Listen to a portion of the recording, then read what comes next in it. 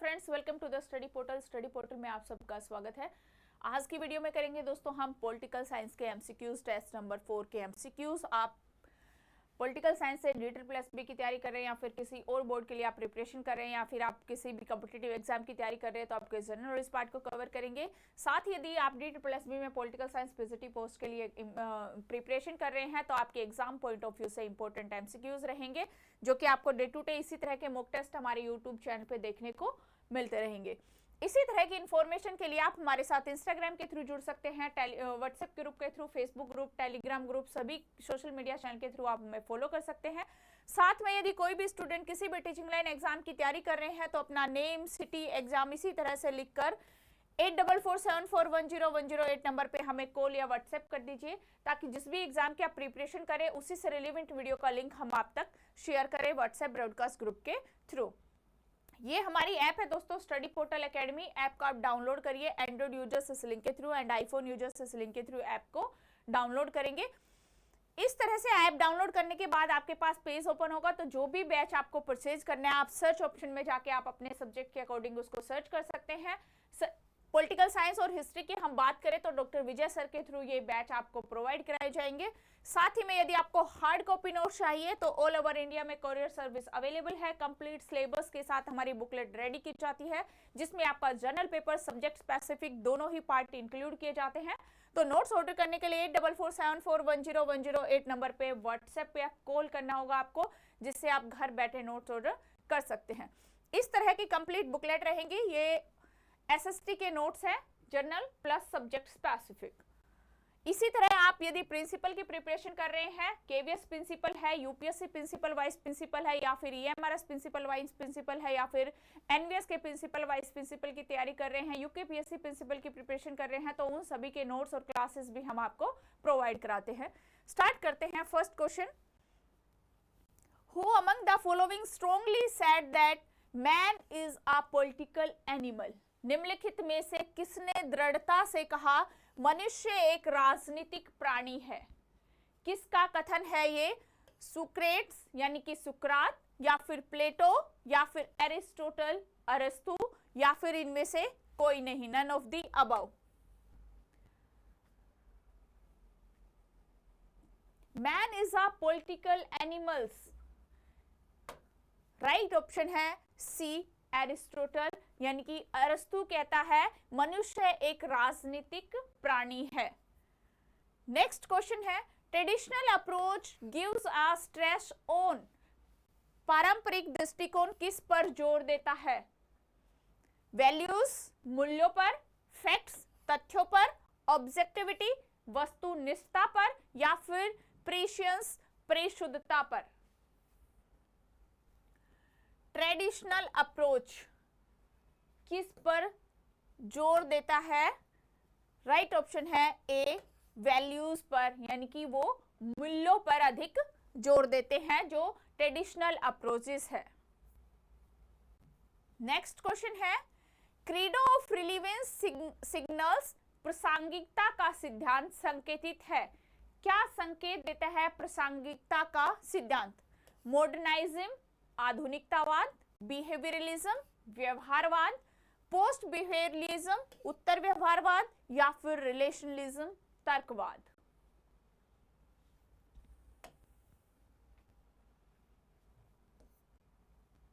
यहां पर आपका राइट ऑप्शन रहेगा friend option B, behaviouralism, व्यवहारवाद।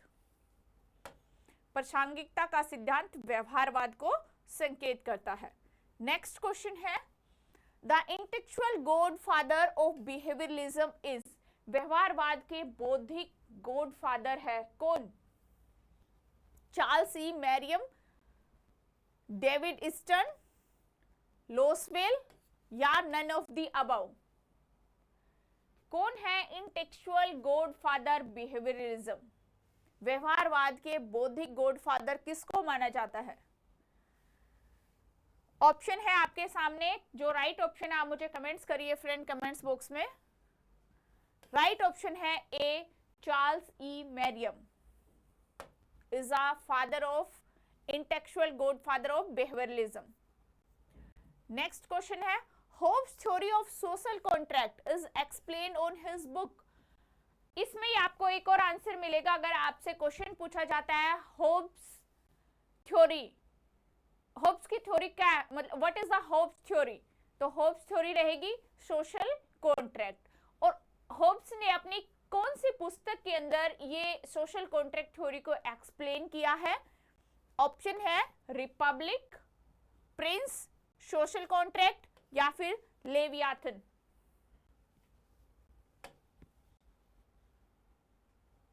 Hobbes के सामाजिक अनुबंध के सिद्धांत की व्याख्या उनकी किस पुस्तक के अंदर की गई? राइट ऑप्शन है ऑप्शन डी लेवियाथन। लेविथान पुस्तक के अंदर होब्स के सोशल कॉन्ट्रैक्ट की एक्सप्लेन की गई। नेक्स्ट क्वेश्चन है two territories of the government was written by. सरकार के दो ग्रंथ किसके द्वारा लिखे गए? कौन है इनके writer? Two territories of government, John Locke, J Rousseau, Thomas Hobbes और स्पेंसर।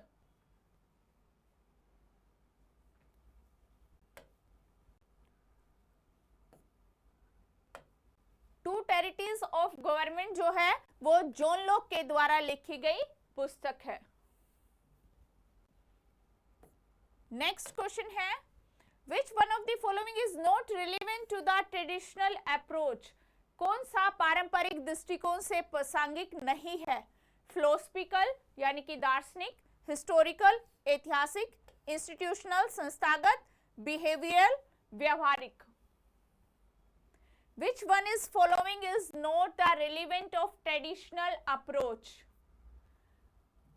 राइट ऑप्शन है ऑप्शन डी बिहेवियर यानी कि व्यवहारिक। नेक्स्ट क्वेश्चन है integration of political science with other social sciences is the basic principle of. राजनीतिक विज्ञान का अन्य सामाजिक विज्ञान के साथ एकीकरण किसका मूल सिद्धांत है? ट्रेडिशनलिज्म परंपरावाद का, बिहेवियरलिज्म व्यवहारवाद का, लिबरलिज्म उदारवाद का या फिर पोस्ट बिहेवियरलिज्म उत्तर व्यवहारवाद का। कमेंट्स करिए फ्रेंड कौन सा ऑप्शन राइट है? राइट ऑप्शन है ऑप्शन बी बिहेवियरलिज्म व्यवहारवाद। नेक्स्ट क्वेश्चन है the success of democracy depends upon. लोकतंत्र की सफलता निर्भर करती है किस पर? पीरियोडिक इलेक्ट्रॉनिक्स आधुनिक चुनाव पर, वोटिंग मतदान पर, कैंपेनिंग इन द इलेक्शंस चुनावों में प्रचार पर या फिर ऑल ऑफ द अबाव उपरोक्त सभी पर। Success of democracy depends upon. लोकतंत्र की सफलता जो है वो इन सभी मूल्यों के ऊपर निर्भर करती है यानी कि all of the above. Periodic electronics आवधिक चुनाव पर भी, वोटिंग पर मतदान पर भी और चुनाव के प्रचार पर भी। तो राइट ऑप्शन रहेगा D all of the above. Next question है which of the following is a permanent feature of a representative from of government? निम्नलिखित में से कौन सी प्रतिनिधि शासन प्रणाली की स्थायी विशेषता है? ऑप्शन ए है वोटिंग मतदान, बी डिसीजन मेकिंग निर्णय लेना, सी मिलिट्री फोर्स सैन्य बल, D none of the above इनमें से कोई भी नहीं।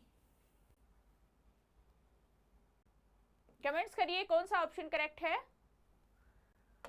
राइट ऑप्शन है दोस्तों ऑप्शन ए वोटिंग यानी कि मतदान जो है वो प्रतिनिधि शासन प्रणाली की एक स्थायी विशेषता यानी कि एक परमानेंट फीचर है।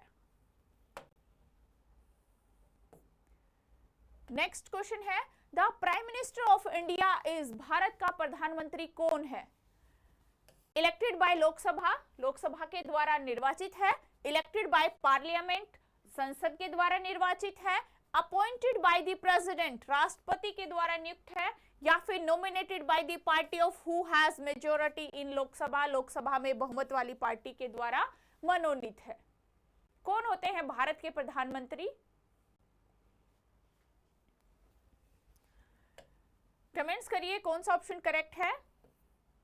राइट ऑप्शन है दोस्तों यहां पर आपका C appointment by the president. Article 75 के तहत राष्ट्रपति जो है प्रधानमंत्री की नियुक्ति करते हैं प्रधानमंत्री भारत सरकार के मुखिया होते हैं, साथ ही राष्ट्रपति के प्रमुख मुख्य रूप से सलाहकार होते हैं, मंत्री परिषद के प्रमुख होते हैं और लोकसभा के बहुमत दल के नेता होते हैं। नेक्स्ट क्वेश्चन है, who among the following is the longest serving president of India? निम्नलिखित में से भारत के सबसे लंबे समय तक राष्ट्रपति रहे कौन? नीलम संजीवा रेड्डी, शंकर दयाल शर्मा, राजेंद्र प्रसाद या फिर आर वेंकटरमण? कौन रहे सबसे longest serving president of India?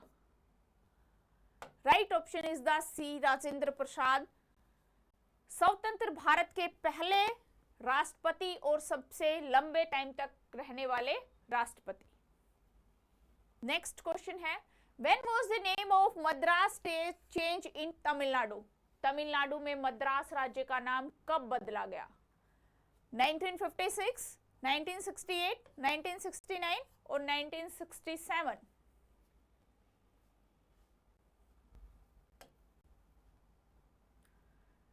Comments करिए फ्रेंड, कौन सा ऑप्शन राइट है?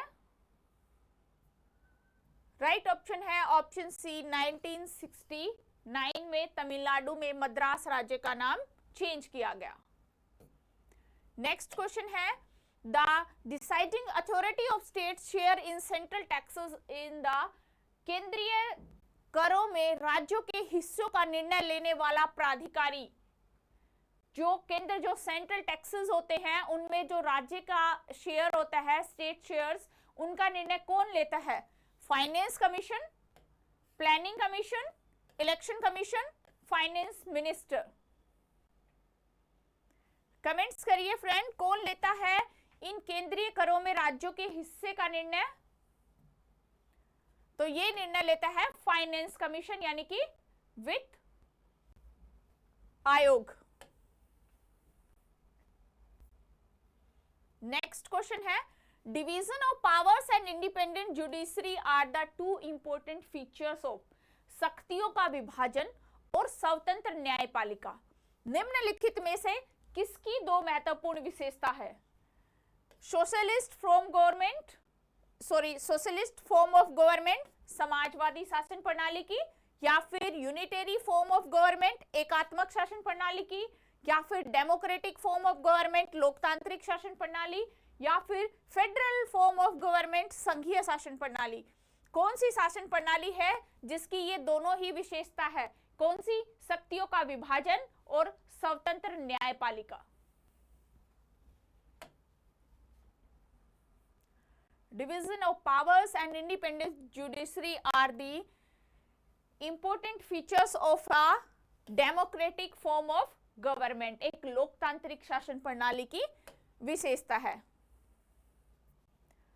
तो ये थे दोस्तों हमारे आज के मॉक टेस्ट के एमसीक्यू। आई होप आपको समझ में आए होंगे, आपके एग्जाम में इंपॉर्टेंट रहेंगे। तो आज की वीडियो में इतना ही। Thank you.